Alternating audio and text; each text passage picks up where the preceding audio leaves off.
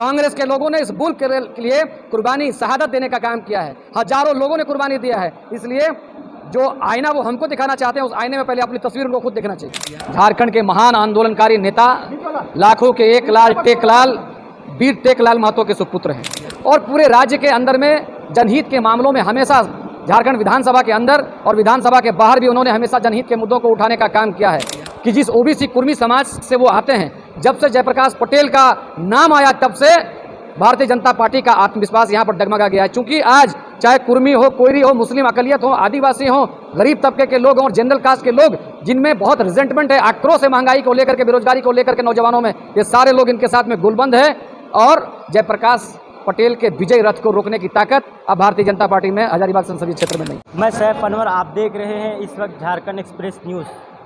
और इस वक्त चुनाव का जो प्रचार प्रसार है पूरी तरह से चरम पर है और इस वक्त मेरे साथ इंडिया गठबंधन के स्टार प्रचारक और कांग्रेस के कार्यकारी अध्यक्ष शहजादा अनवर है।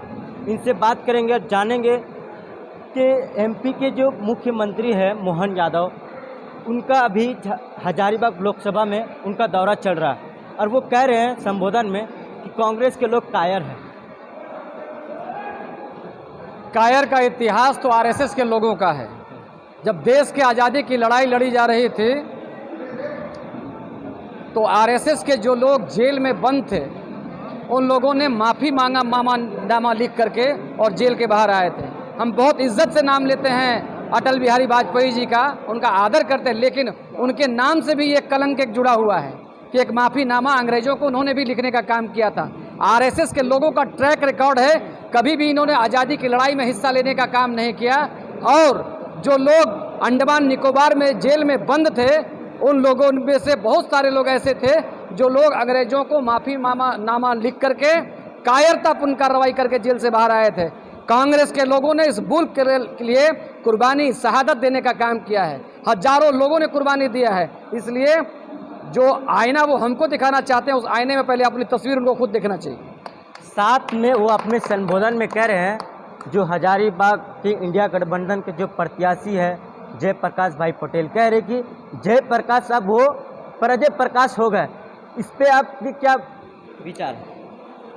जयप्रकाश पटेल झारखंड के महान आंदोलनकारी नेता टेकलाल महतो के सुपुत्र हैं। झारखंड अलग राज्य का जो आंदोलन हुआ उसमें अगर फ्रंट लाइन में 3-4 नेताओं का नाम आता है, विनोद बिहारी महतो, शिबू सोरेन, निर्मल महतो, उसके बाद में टेकलाल महतो को भी आता है। और टेकलाल महतो का जुझारू और काबिल लड़का और नौजवान है जयप्रकाश पटेल और 3 बार से लगातार एमएलए है, मांडू विधानसभा क्षेत्र का लोकप्रिय विधायक है। झारखंड विधानसभा के अंदर और झारखंड विधानसभा के बाहर, चाहे वो क्षेत्रीयता का मामला हो, झारखंड अलग राज्य के हितों की रक्षा का मामला हो, स्थानीयता का मामला हो, भाषा का मामला हो, जनहित के सभी मुद्दों पर मुखर रहने का काम जयप्रकाश पटेल ने किया है। और जयप्रकाश पटेल को तो मैं मुबारकबाद देना चाहता हूं जीतने से पहले कि आज ऐसे वक्त में जब लोग ईडी के डर से, सीबीआई के डर से, जेल के डर से बीजेपी में शामिल होने का काम कर रहे हैं। जयप्रकाश पटेल झारखंड के महान आंदोलनकारी नेता, लाखों के एक लाल टेकलाल,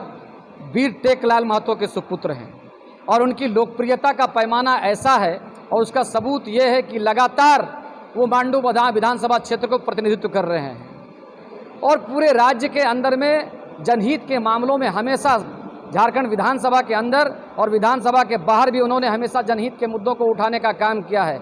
एक काबिल नौजवान और काबिल विधायक हैं और हजारीबाग संसदीय क्षेत्र में मैं खुल के कहना चाहता हूं कि जिस ओबीसी कुर्मी समाज से वो आते हैं, जब से जयप्रकाश पटेल का नाम आया तब से भारतीय जनता पार्टी का आत्मविश्वास यहाँ पर डगमगा गया है। चूंकि आज चाहे कुर्मी हो, कोयरी हो, मुस्लिम अकलियत हो, आदिवासी हो, गरीब तबके के लोग और जनरल कास्ट के लोग, जिनमें बहुत रिजेंटमेंट है, आक्रोश है महंगाई को लेकर के, बेरोजगारी को लेकर के नौजवानों में, ये सारे लोग इनके साथ में गुलबंद है और जयप्रकाश पटेल के विजय रथ को रोकने की ताकत अब भारतीय जनता पार्टी में हजारीबाग संसदीय क्षेत्र में नहीं।